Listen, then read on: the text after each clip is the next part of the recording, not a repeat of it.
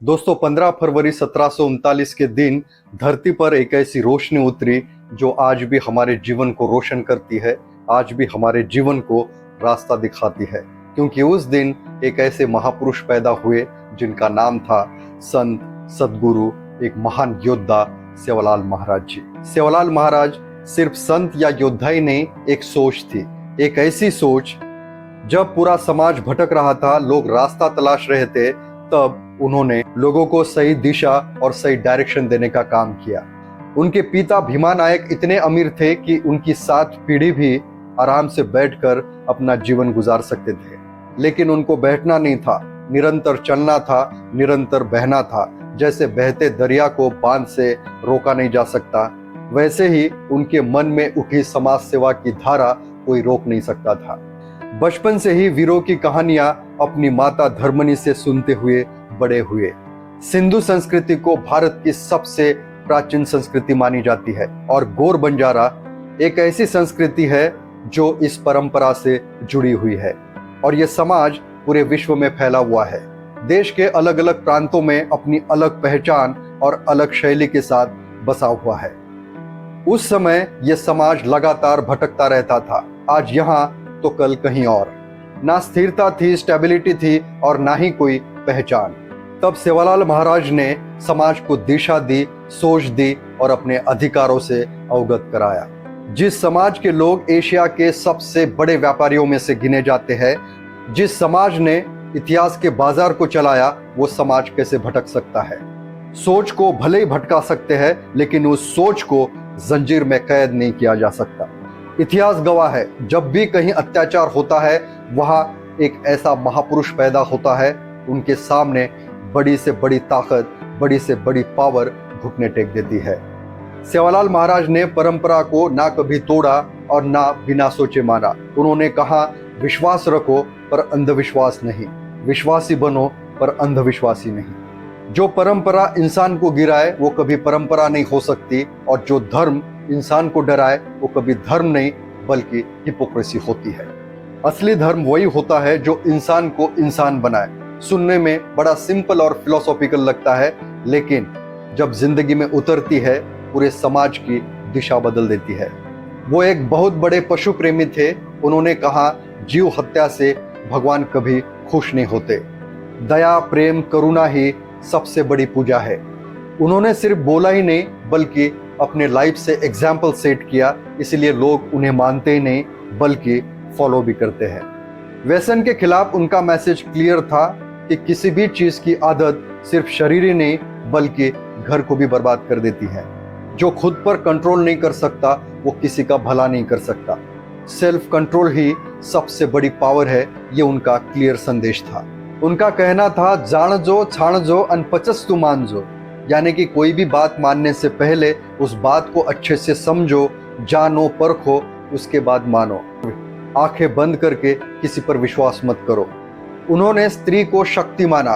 उनका कहना था, औरत कमजोर नहीं बल्कि एक शक्ति होती है, बेटी बोझ नहीं बल्कि वरदान होती है।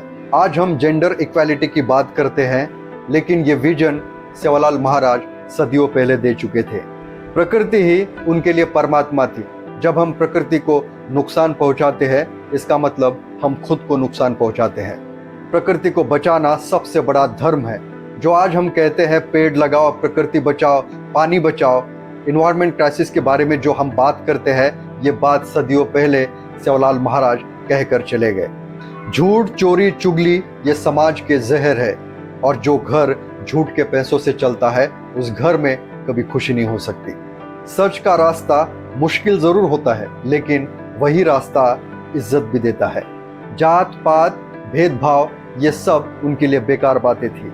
वो कहते थे, पहले इंसान बाकी सब बात में, क्योंकि इंसानियत ही सबसे बड़ा धर्म है।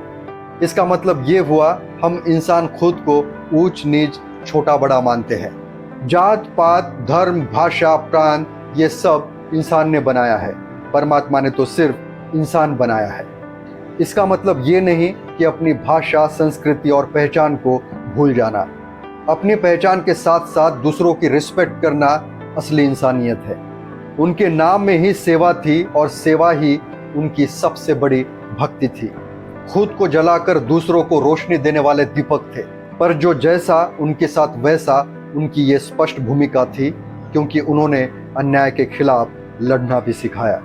अंग्रेज सिर्फ एक ही कम्युनिटी से डरते थे और वो था बंजारा समाज। अंग्रेजों को बंजारों से इसलिए डर लगता था क्योंकि वो सिर्फ ट्रेडर्स ही नहीं थे, बल्कि स्किलफुल हॉर्स राइडर, बहादुर योद्धा और इंडिपेंडेंट मर्चेंट्स भी थे। जंगल के रास्ते आंख बंद करके चल सकते थे क्योंकि उनके पास जो पशु थे, बैल, ऊंट, घोड़े, उनको भी रास्ते पता थे। ये ब्रिटिशर्स के बिल्कुल कंट्रोल में नहीं थे क्योंकि उनके पॉलिसी के खिलाफ थे। उनका कहना था, हमारो तांडो हमारो राज, ये हमारी जमीन है, हम यहाँ पैदा हुए हैं तो अधिकार भी हमारा ही होगा और व्यापार भी हमारा ही होगा। ये उनकी आजाद सोच थी। सेल्फ डिपेंडेंट सिस्टम वाले लोग थे, नियम पॉलिसी में आसानी से बनने वालों में से नहीं थे। इसी डर के कारण ब्रिटिशर्स ने क्रिमिनल ट्राइब एक्ट जैसे कानून बनाया और बंजारों जैसे कई घूमने वाले समाज को क्रिमिनल बाय बर्थ डिक्लेयर कर दिया। सेवालाल महाराज ये बात पहले ही समझ चुके थे कि उनके जाने के बाद ब्रिटिशर्स गोर बंजारा समाज की आजादी छीन लेंगे, और जैसा उन्होंने सोचा था वैसे ही हुआ, क्योंकि उनका अनुमान बेहद सटीक था। उनकी दूरदृष्टि इतनी गहरी थी कि वो भविष्य को पहले ही पहचान लेते थे। जैसे उन्होंने कहा था कि रुपया कटोरो पानी वक जाए, यानी कि पानी एक दिन रुपयों में बिकेगा, और आज हम देखते हैं कि धरती पर 71% पानी का हिस्सा होने के बावजूद भी पानी बिक रहा है, और वो दिन दूर नहीं, एक दिन पानी ईंधन बन जाएगा। उनके बोल सिर्फ उस जमाने के लिए नहीं थे, बल्कि आने वाले कल यानी कि आज के लिए थे। उनकी दृष्टि इतनी दूर तक जाती थी कि आज उनकी कही हुई बातें सच साबित हो रही है। कुछ लोग कहते हैं सेवालाल महाराज संत थे, तो कुछ लोग का कहना है कि वो बहुत बड़े योद्धा थे, लेकिन सच बात तो ये है, इन दोनों से वो बहुत आगे थे, क्योंकि सेवालाल महाराज को किसी एक शब्द में बांधना मुमकिन नहीं। वो संत इसलिए थे क्योंकि उनकी शांति कमजोरी नहीं बल्कि ताकत थी। जो उनके पास आया उन्होंने हाथ पकड़कर उठाया, और वो योद्धा इसलिए थे जो सीना तान कर आया उनके लिए वैसे ही जवाब दिया। वो इतने पावरफुल थे, जब वो खड़े होते थे तलवार खुद झुक जाती थी। अंत में सेवालाल महाराज को 2 लाइंस में समझना है तो सेवालाल महाराज एक आईना की तरह थे, जो जैसा उनके सामने आया उनको वैसे ही दिखे। वीडियो इन्फॉर्मेटिव लगा हो तो चैनल को सब्सक्राइब करना ना भूले। मिलते हैं अगले वीडियो में एक नए टॉपिक के साथ। बहुत बहुत धन्यवाद दोस्तों।